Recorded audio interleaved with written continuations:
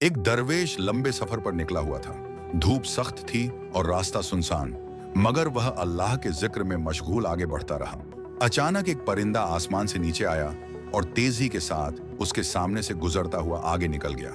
दरवेश के दिल में आया कि यह परिंदा यूं ही नहीं जा रहा, जरूर किसी मकसद के लिए उड़ रहा है। वह उसके पीछे पीछे चल पड़ा।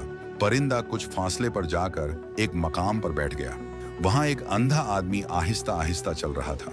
उसके हाथ में लकड़ी थी, लेकिन रास्ता कच्चा और खतरनाक था। वह बेखबरी में कुएं के किनारे जा पहुंचा और बस कदम फिसलने ही वाला था कि दरवेश दौड़ता हुआ आगे बढ़ा और फौरन उसे थाम लिया। अंधे ने चौंक कर रुकने के बाद दरवेश की तरफ मुंह किया और रोने लगा।